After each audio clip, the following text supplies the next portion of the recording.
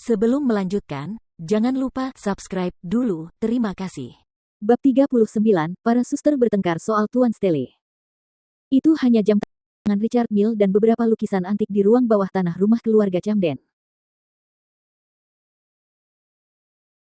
Mereka bukan apa-apa bagi Jordan. Satu-satunya hal yang Jordan tidak sanggup lakukan adalah berpisah dengan laki si anjing pudel, yang telah ia rawat selama 3 tahun karena itulah satu-satunya hal yang ia tahu sebagai rasa terima kasihnya.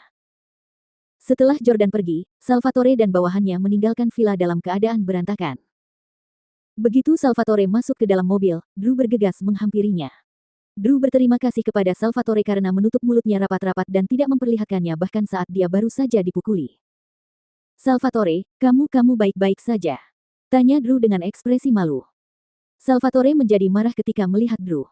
Pang, beraninya kau memberiku pekerjaan yang sulit.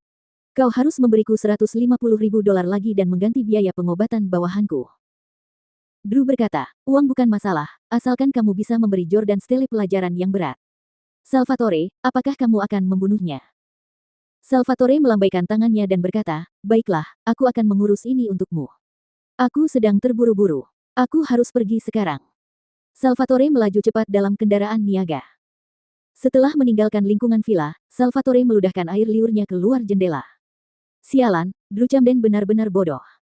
Jika aku masih punya bawahan sekarang, kenapa aku harus mengambil tindakan pribadi demi mendapatkan $800.000 darimu? Faktanya, semua toko Salvatore telah disita, dan dia sudah tidak punya uang.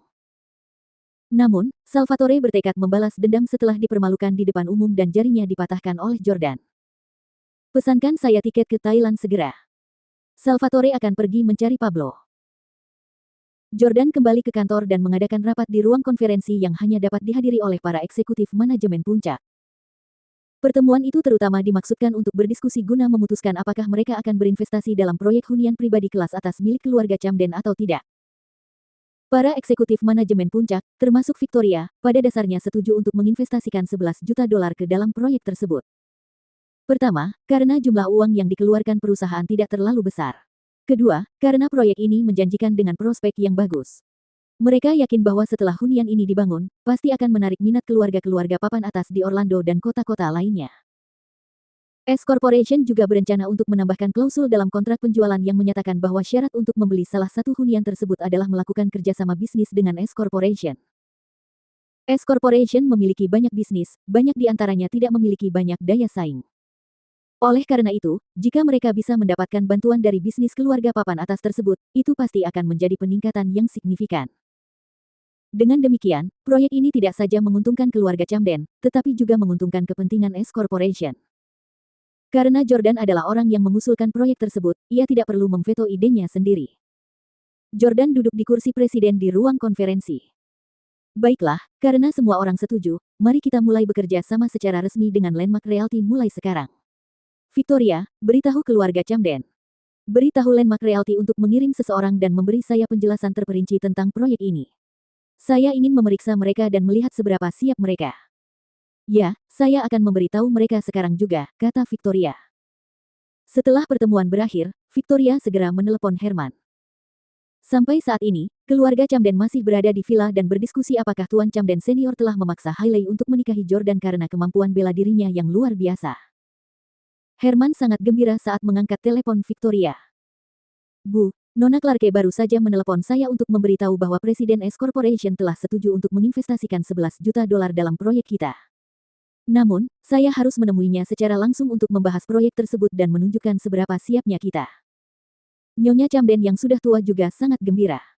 Hebat, bekerja sama dengan S Corporation akan menjadi lompatan besar bagi kami dan Landmark Realty.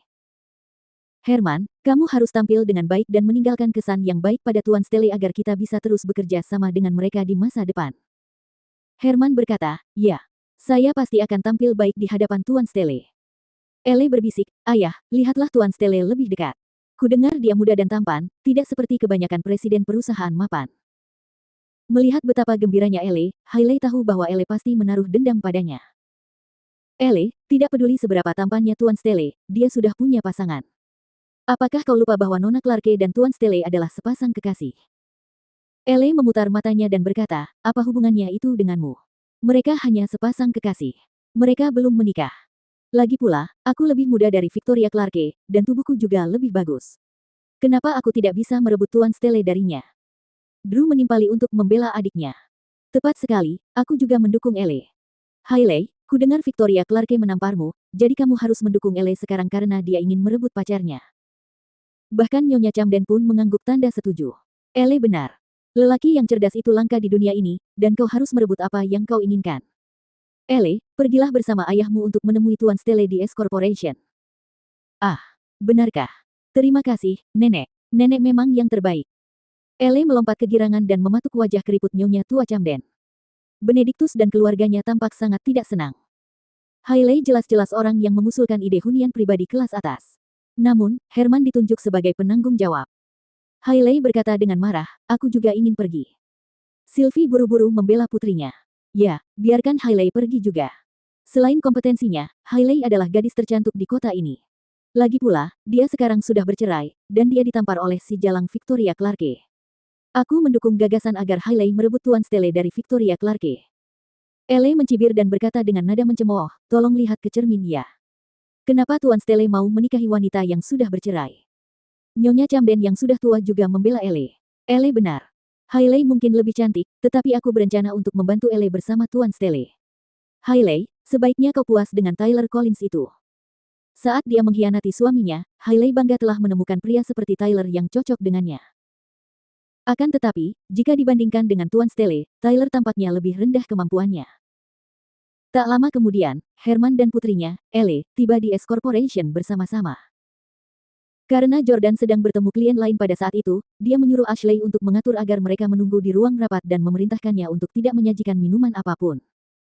Keluarga Camden, terutama Herman, bersikap sangat jahat dan jahat terhadap Jordan.